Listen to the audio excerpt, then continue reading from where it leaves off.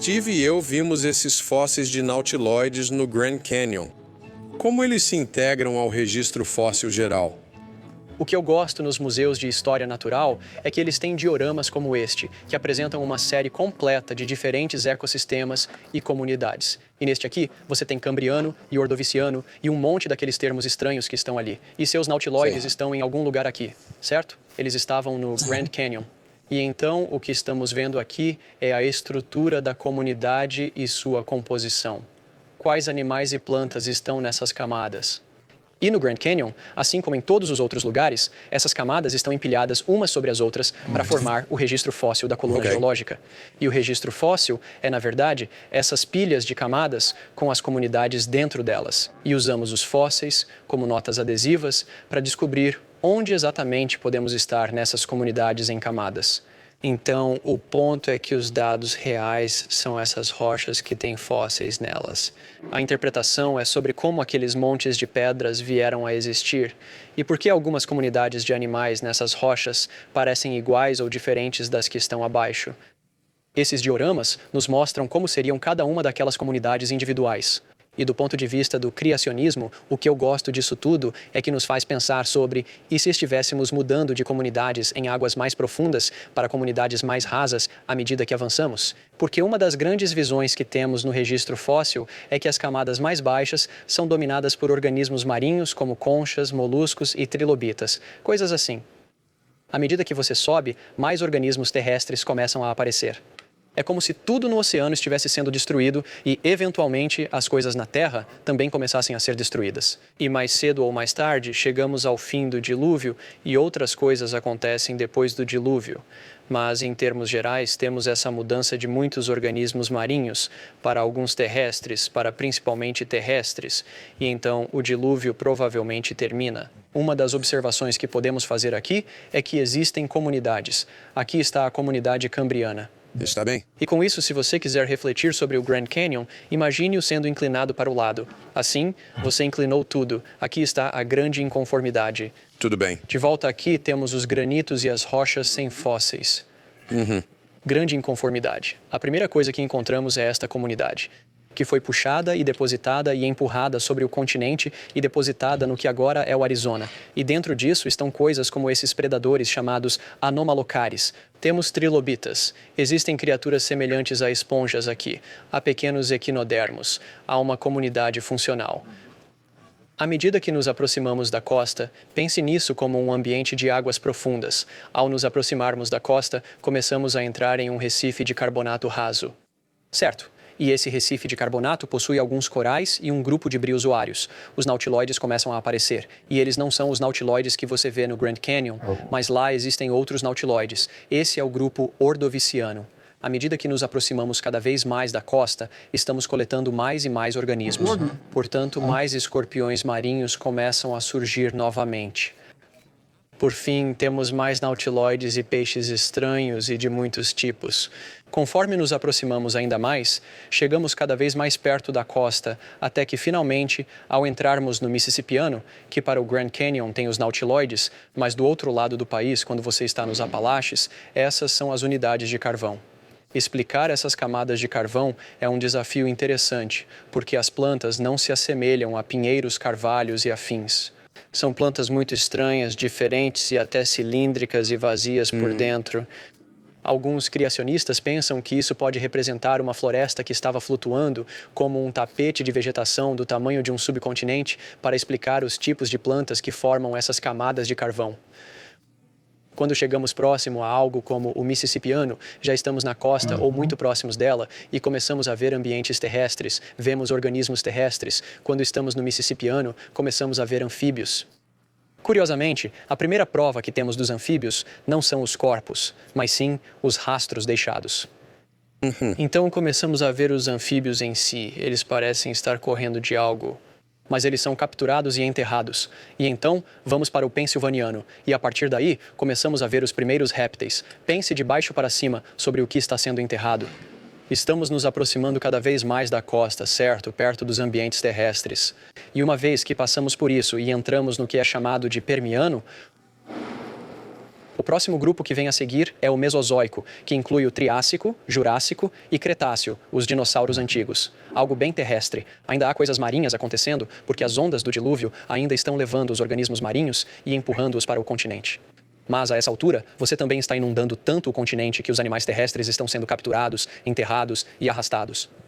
Enquanto atravessamos toda essa situação e vemos comunidade após comunidade após comunidade, meus colegas da evolução consideram isso como comunidades ao longo do tempo. Mas para os criacionistas, essas não são comunidades ao longo do tempo. Eles estão todos vivendo juntos no mesmo momento. Eles só não estão vivendo no mesmo lugar. E a ordem que vemos no registro rochoso, desde a grande inconformidade em diante, nos mostra um retrato de ecossistemas que estão sendo enterrados sequencialmente e que vivem ao mesmo tempo.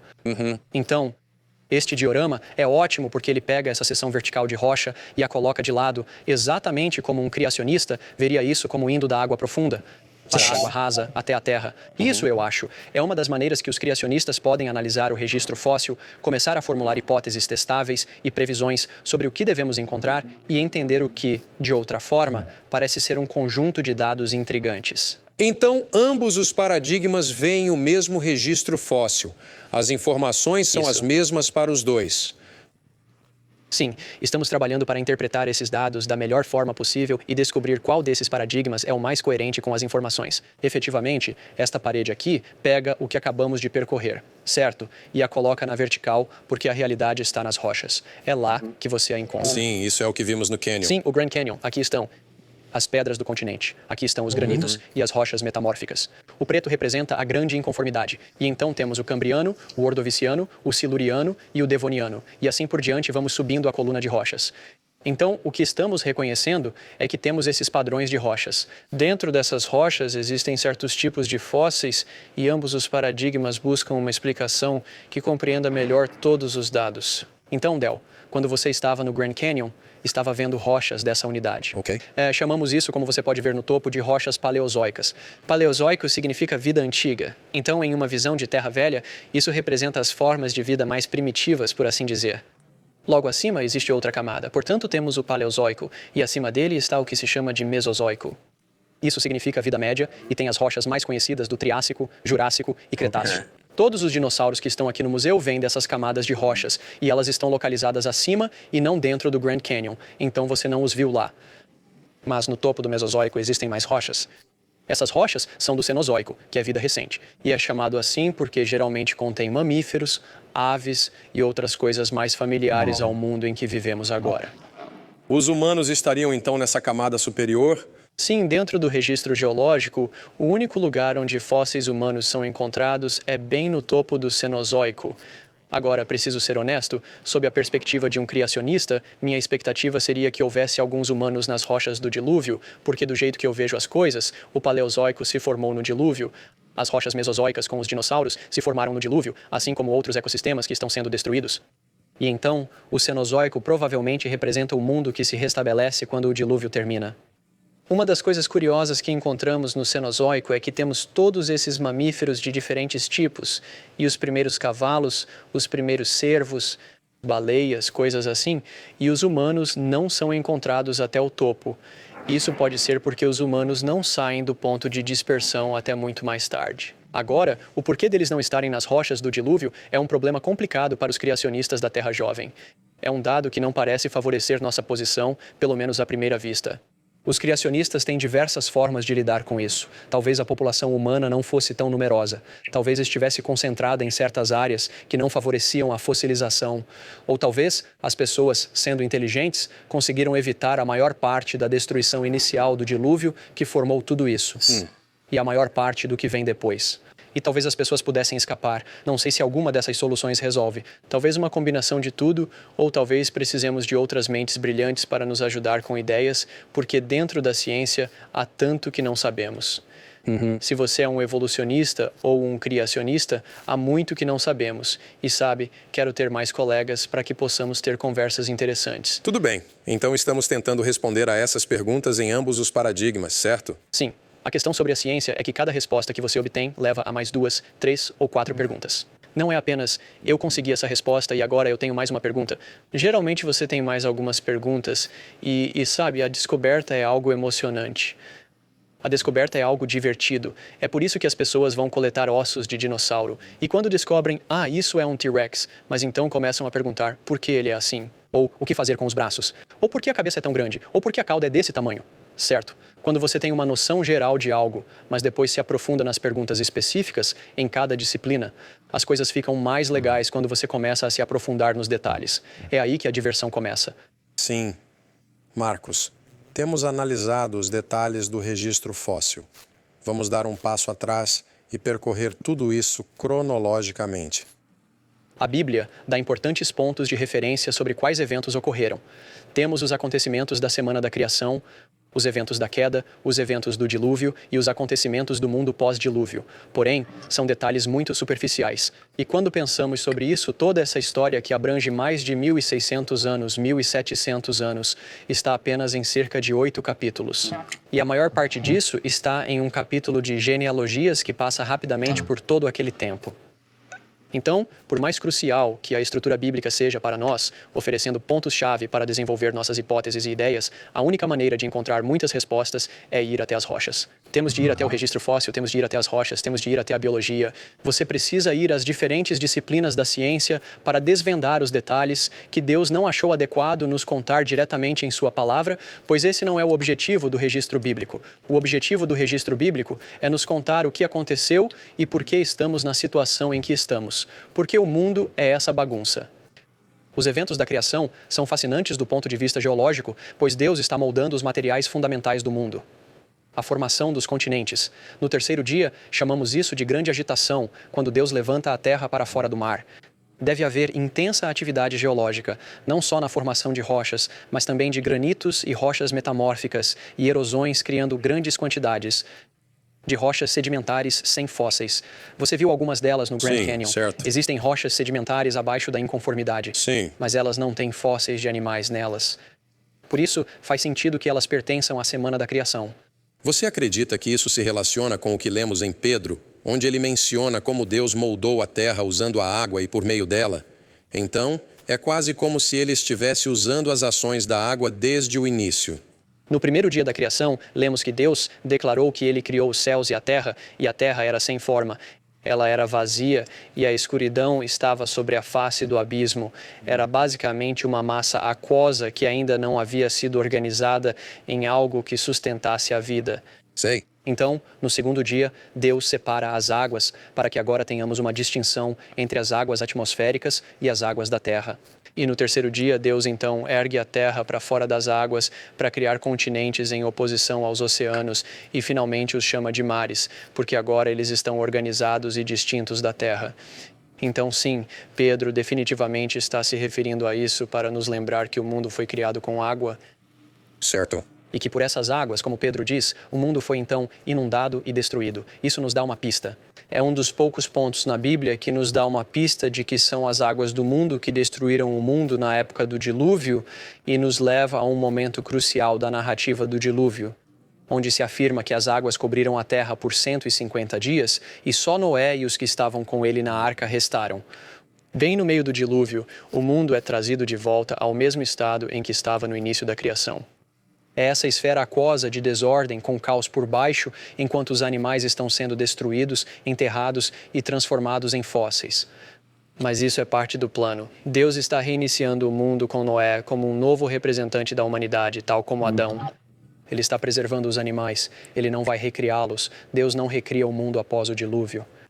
Portanto, percebemos que a narrativa do dilúvio se inspira bastante na Semana da Criação, mas de uma forma intrigante. Mark Twain supostamente disse que a história não se repete, mas rima.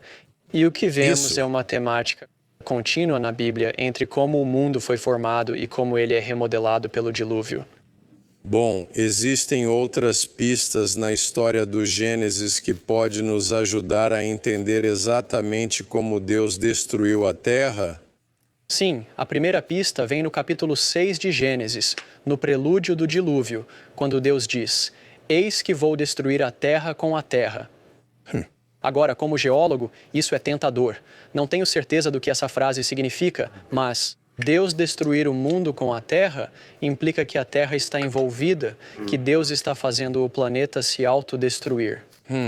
Então, ele pode não falar de uma maneira sobrenatural. O o que ele poderia fazer, mas parece que ele vai usar o que já está lá. Isso mesmo, certamente há um aspecto sobrenatural no dilúvio. Não teria ocorrido sem a ordem divina de Deus. Mas ainda assim, Deus também utiliza os componentes materiais da terra para fazer o dilúvio. Então, não temos uma fonte milagrosa de água para o dilúvio. A água do dilúvio é a mesma água que ainda temos ao nosso redor hoje. As águas do oceano foram empurradas sobre os continentes por diferentes atividades tectônicas. Tectônico para um geólogo é apenas uma maneira sofisticada de dizer quando as rochas se movem.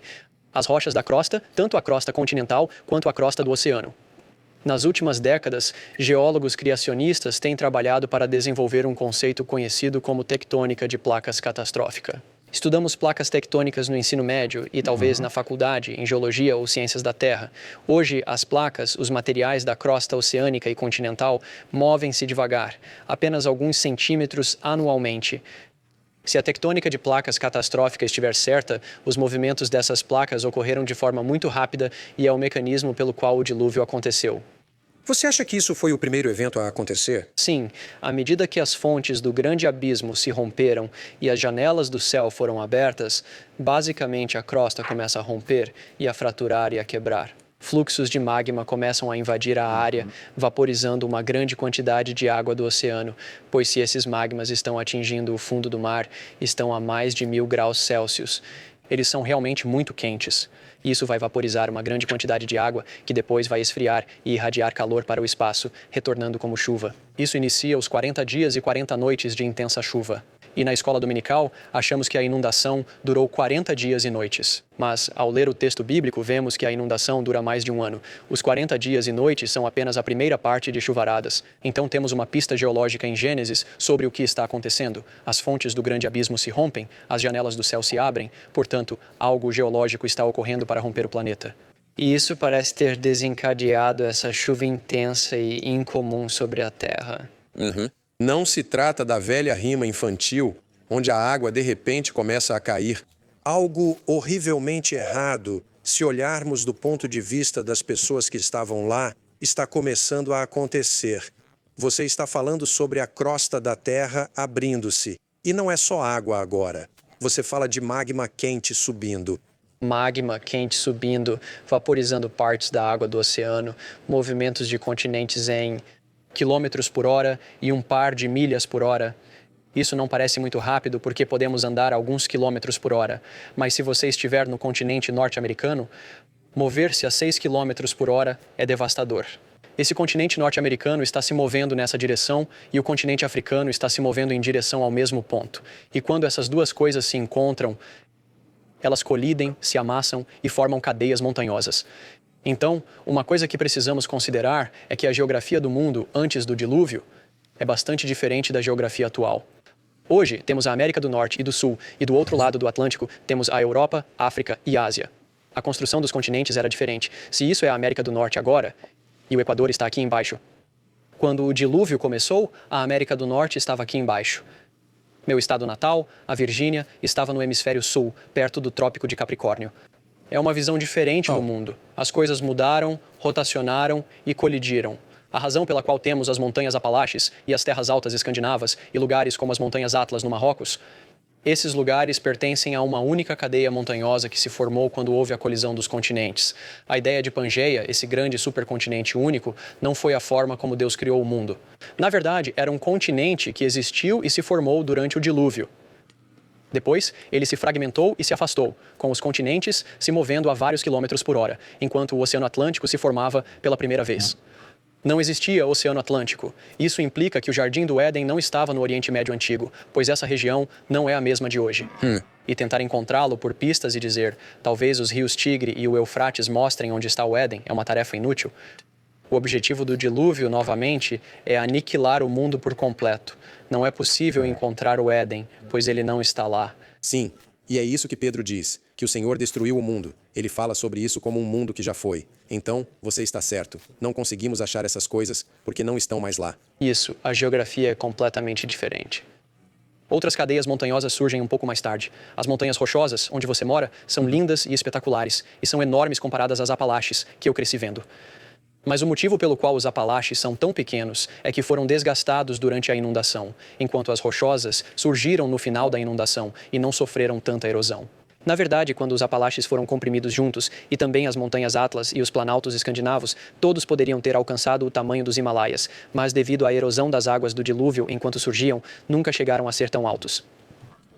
E conforme os continentes se movem e as águas drenam, quando o dilúvio acaba 1 ano depois de começar, vemos as principais características geográficas do mundo se formando.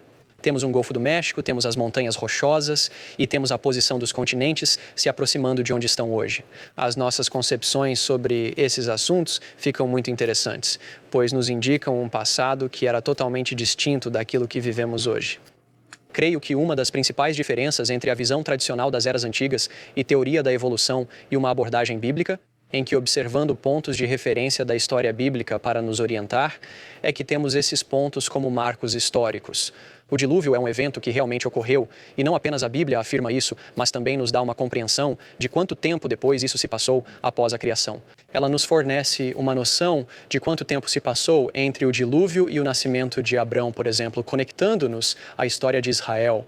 Então, não é como se você pudesse pegar os primeiros capítulos de Gênesis, como alguns tentaram, e dizer que é apenas um mito desconectado da história. Não está descolado da história real. É um fluxo contínuo que retrocede no tempo e contém eventos singulares. E foi isso que Pedro estava fazendo para lembrar os judeus durante o seu tempo, que este é um evento único, que foi total e completamente distinto de qualquer outra coisa. Por isso sabemos que a volta de Jesus será um evento real e que será totalmente distinto de qualquer outra coisa. A história se constrói sobre si mesma e Deus não esquece a história que Ele fez e Ele usará seus profetas e seus apóstolos para nos lembrar dessas histórias.